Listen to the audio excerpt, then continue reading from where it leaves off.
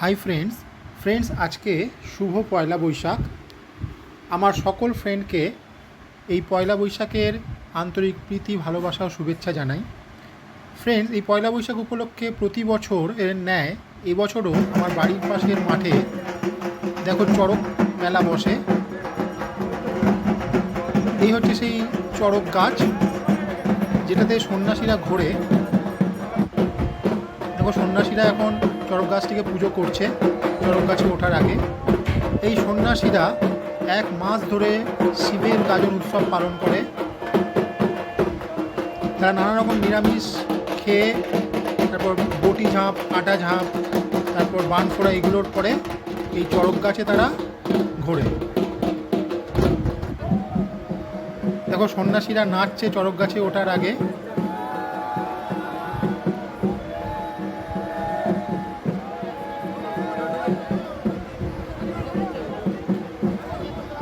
তারা এক মাস ধরেও এই শিবের গাজন উৎসব পালন করে এবং শেষের দিনে তারা এই চড়ক গাছে ওঠে এবং উঠে তারপরে তারা ওই গলার যে উত্তোলি আছে সেটা তারা খুলে ফেলে। তখন তাদের সন্ন্যাস জীবনটা শেষ হয়ে যায়।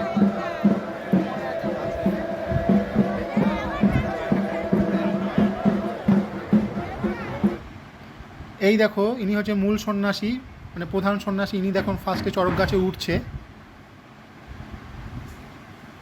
ইনি প্রথম চড়ক গাছে ওঠেন। একদিকে সন্ন্যাসীরা চড়ক গাছে ওঠে, অন্যদিকে লোকাল ছেলেরা দেখো তারা ওঠে। ফলে দুটোকে ব্যালেন্স করে, দুদিকটা ব্যালেন্স করে রাখে।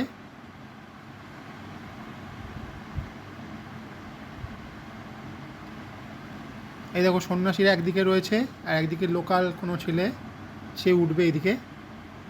এবার দেখো চড়ক গাছ ঘোরা শুরু হয়েছে আর সন্ন্যাসী ওপর থেকে ডাব, নানা রকম ফল মূল, বাতাসা এগুলো ছুটতে থাকে। দারুণ আনন্দ লাগে এগুলো দেখতে এবং এই ফলমূলগুলো ধরতেও খুব ভালো লাগে।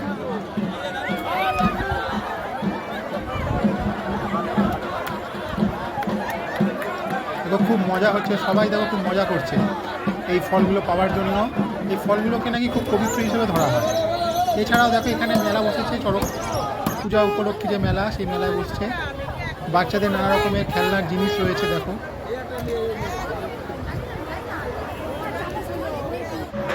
দোলনা থেকে শুরু করে খাবার জিনিস থেকে শুরু করে সব কিছুই এই মেলায় পাওয়া যায়।